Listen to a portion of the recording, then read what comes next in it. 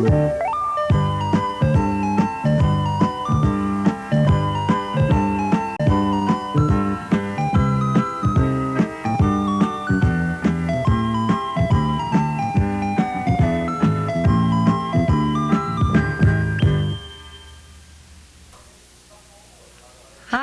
welcome to Carol's Kitchen. I just want you to know that I was very pleased to receive a letter from a Cheshire High School student, Courtney Contaldi, concerning my show. I'd like to encourage more letters like this one in the future. It's a pleasure to me when I receive your letters and suggestions. Thank you, and thank you, Courtney. Tonight we're going to be making 2 meat entrees. One is beef stroganoff, which is a nice recipe from the American Heart Association, and the other one is going to be a sweet and sour pungent pork medallions. Very simple recipes, good recipes, and you're probably wondering why I'm including beef and pork when my intention is primarily low cholesterol and low fat cooking. Well, there are certain cuts of beef and certain cuts of real lean pork which are truly acceptable in low fat and low cholesterol cooking. So there's no reason why we can't include some of these occasionally in our diet. And there are certain nutrients that are intrinsic to meats themselves which you can't get in vegetable proteins. So that's why I'm doing this tonight, and they're great entrees, and I hope your family enjoys them.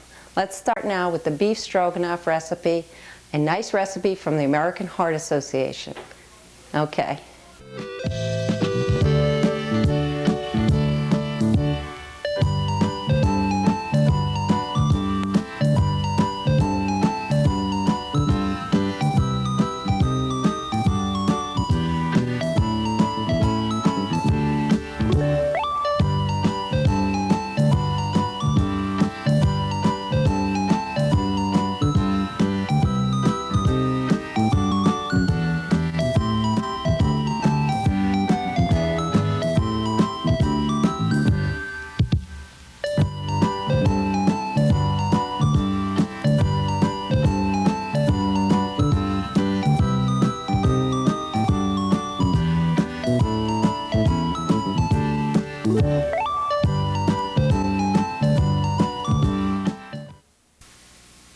Hello, we're back again. We're going to start with our beef stroganoff recipe.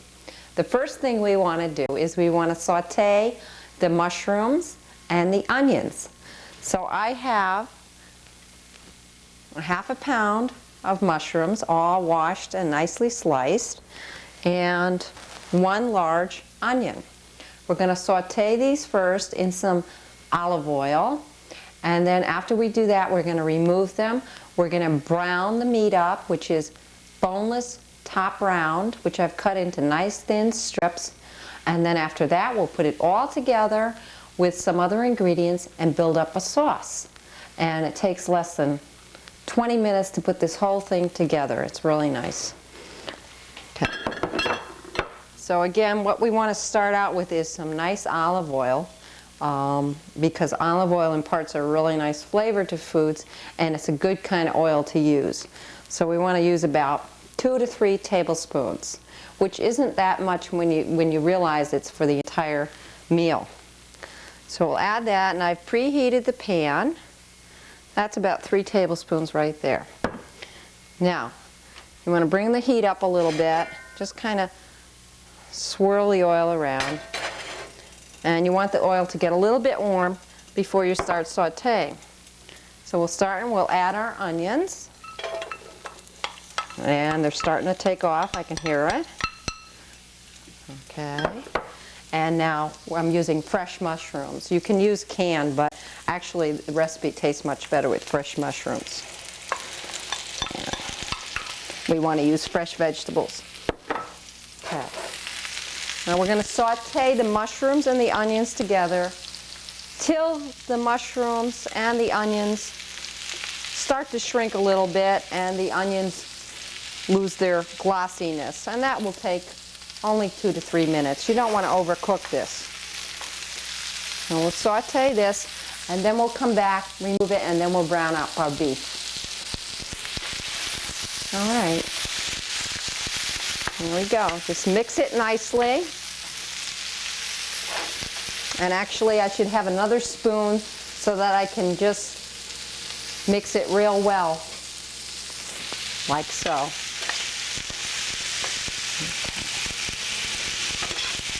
There we go. And you don't, okay, the vegetables have been slightly browned. Now we're going to brown our beef, and this will take about 5 minutes. I have about a pound to a pound and a half of nice bottom round cut, which is a very lean cut of beef. It has been, I put pepper all around it, and actually I put a tiny bit of salt, but you don't have to do that if you don't want to. So we just saute the beef. This will take a few minutes, and all we're doing is browning it. Really, it's just like a stir fry. You put that all in there, and we're going to brown that up.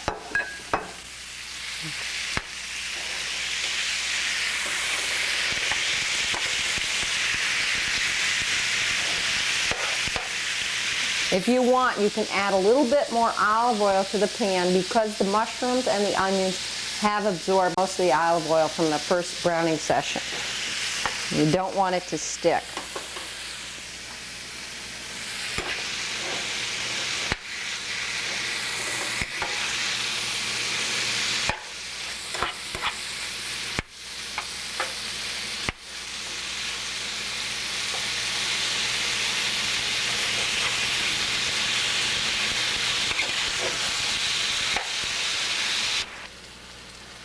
The beef has now browned. It's taken about 5 minutes, like I said, and it's really done. You don't want to overcook this.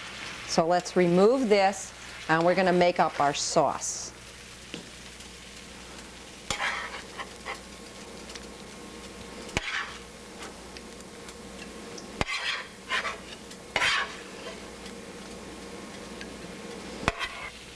All right, finally we've got everything browned up. Now we can make our sauce. What we want to do is we want to have 2 cups of beef bouillon. Now these are just the meat juices that have come out in cooking the meat. What we're going to do is we're going to use the beef bouillon, 2 cups of beef bouillon and some flour, and we're going to start making a sauce. Now I have some gravy flour that doesn't lump, and you can get it at any supermarket, and it's great. It's very fine textured, and it will not make lumps in your sauce. So what we're going to do is we're going to start adding the beef bouillon, and we're going to raise the heat. We're going to start adding that. Now we can bring down like any of the onions that have adhered to the side, and we're going to slowly add some of the very fine flour that I bought. This is a little over 3 tablespoons. That's what the recipe calls for.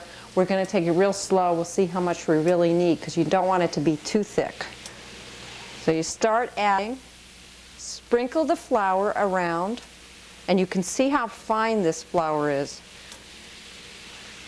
Now, usually what I use as a thickening agent is cornstarch. However, in this recipe, you don't want cornstarch. It's not appropriate. It will not taste good.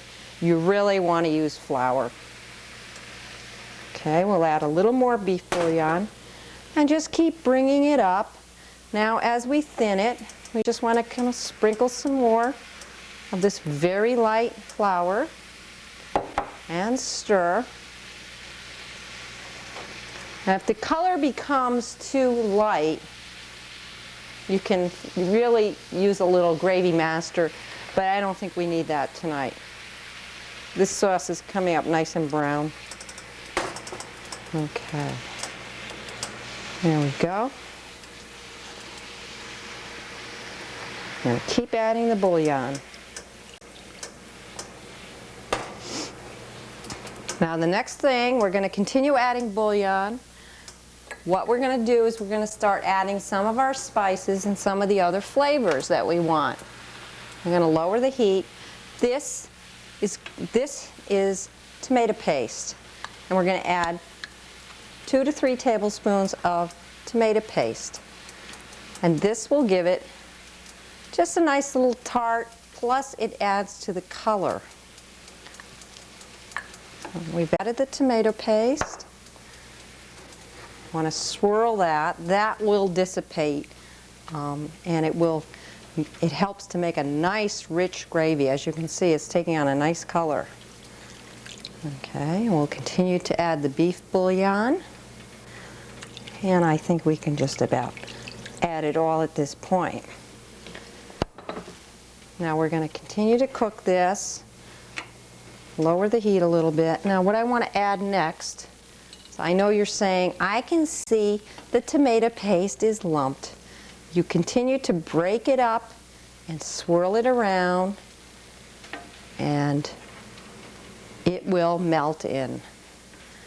So we'll just turn the spoon over and it will melt in. Now, the recipe calls for either dry mustard or regular mustard, and I happen to have a little bit of some nice kind of Dijon type mustard. So we want to add about a teaspoon of mustard. I know you're supposed to use a measuring spoon, but after all, this is home cooking. And we're going to mix the mustard in too, and this adds a nice little flavor to it. The next thing we're going to add is some dill weed, and this is really what gives this beef stroganoff a nice flavor. So we're just going to sprinkle about a teaspoon of dill weed on. And this is where we're utilizing spices and herbs rather than salt. And the next thing you want to add is some oregano. And all these spices, even though it says a half a teaspoon, a quarter teaspoon, you can add to taste. So we'll sprinkle a little oregano on there. And last but not least, we want to add about a half a cup of white wine. So we'll add that there, and that will give it nice flavor. And I think what I want to do is put a little more dill weed on because it smells so good, and it really gives this a very distinct flavor. Okay, our sauce is doing very nicely. Now by utilizing that real fine flour, with no straining involved, and if you want, you can add a little extra ground black pepper, which is nice. Now we're really bubbling away here, so I think I better just remove it from the stove for a bit and just lower that heat. As you can see, between the flour and the tomato paste, it's really taken on a nice color, and it's nice and thick. Now what we're going to do is we're going to add back the beef. The beef we're going to add back at this point, which has been browned. Okay. And last but not least, we're going to add back the mushrooms and the onions, which we browned in the beginning. There we go. I think I should have used a bigger pan because I'm making quite a mess here. And you just want to simmer this for about 20 minutes. Because remember, we only brown the beef, so you want to cook it through, and it will also tenderize it to cook it for about another 15-20 minutes. This would be very nice to serve on noodles or on rice with a dark green vegetable. Asparagus is coming in season now, so that might be a nice vegetable to have. Broccoli is always good. And if you want to get real healthy, you can use brown rice, which will add more fiber to your diet. So like I said before, you can certainly include some beef in your diet.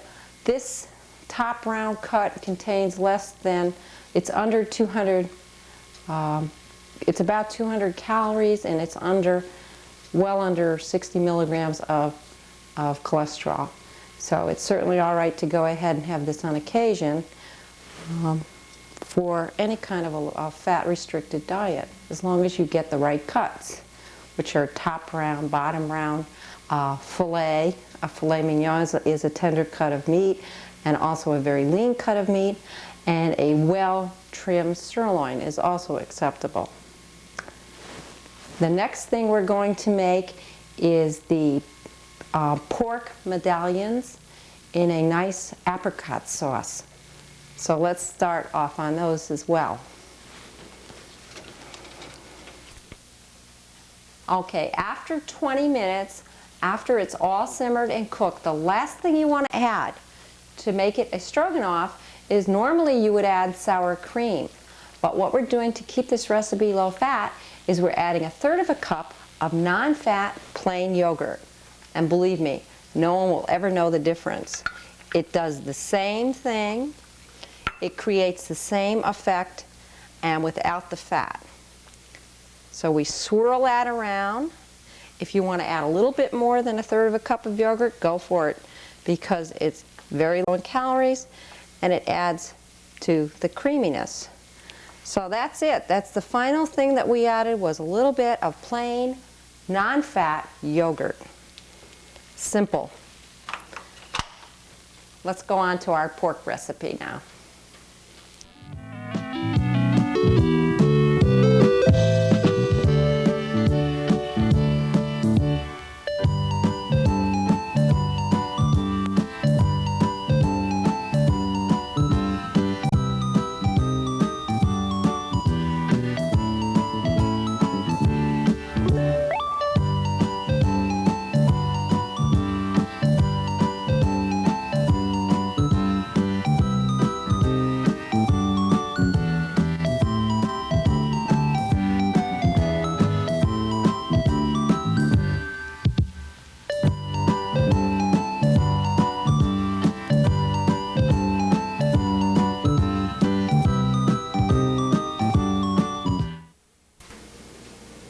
Now we're going to start with our sweet and pungent pork medallions.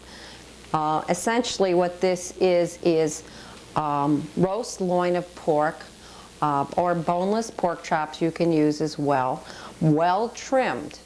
Now this is a fairly lean cut of meat and can be utilized in low fat and low cholesterol cooking. Now you don't want to eat this every day, but you certainly can have it on occasion.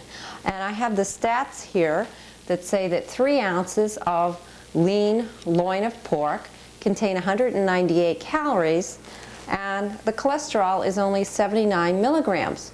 When you think that you should take in no more than 300 milligrams of cholesterol a day, this is certainly a fine thing to have on occasion. And the calories are not all that high. So what we're going to do is a very simple recipe. We're going to brown the pork in a little bit of oil, and then we're going to come back and I'm going to show you how to do the sauce, and you can serve this with rice and a nice vegetable or a salad, and here you have another good meal. So let's brown it. I have heated the oil in the pan. We're going to bring that up a little bit, and we're going to just brown these. This is going to take a few minutes. I should have trimmed that one a little bit better, but the rest are all nice and lean. There we go. Okay, we're going to let this brown, remove it, and then we're going to make a simple sauce using apricot preserves, which are the low-calorie apricot preserves, and some white wine and some vinegar and a couple other things, and we're going to make like a sweet and sour sauce for it. So we'll brown this and we'll come back and make our sauce. The pork has all browned up, and now we're going to remove it to a platter or just a plate. because after all, it's going to go right back in the pot again after we make the sauce. And you can see how it's nice and lean. Okay, come off. There we go. And this one, and there you go. This is a small recipe I'm making, so if you're making for a few people, I would certainly at least double this recipe.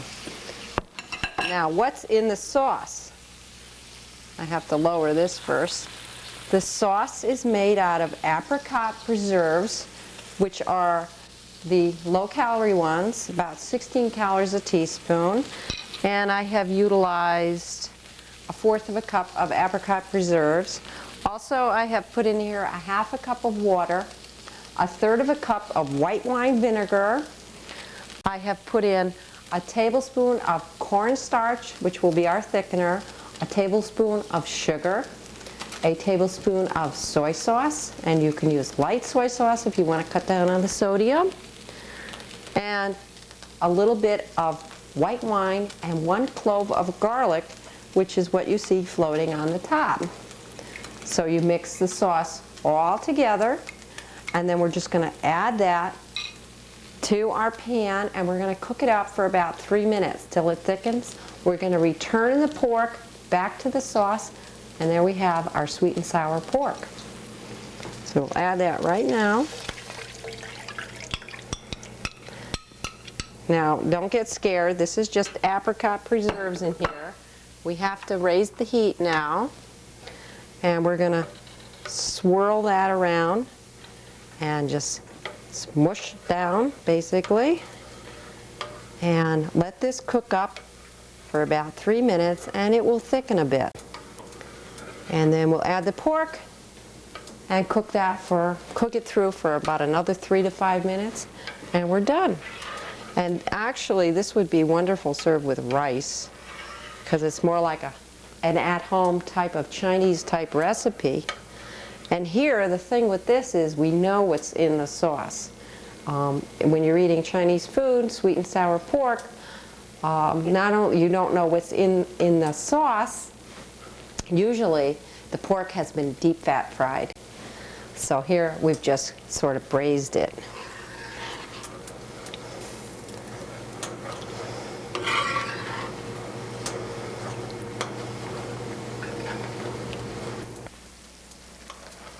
All right, as you can see, the sauce has really thickened up very nicely, and this really only took a couple of minutes. Now we're going to add the pork back like this. Just place it in,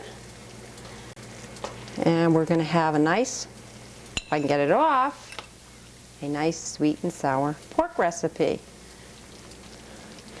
And what you want to do is you want to place these in here, and then you want to turn them a few times. Like so. And what we're going to do is it's going to form a glaze on the pork. And again, I have to raise the heat.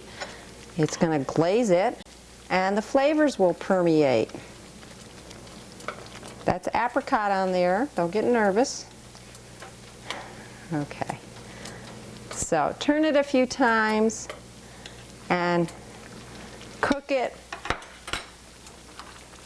about another 5 minutes, no more than that, maybe even just 2 or 3 minutes. And we're going to serve it with rice and more than likely a salad or a green vegetable. Thank you, and come again to Carol's Kitchen.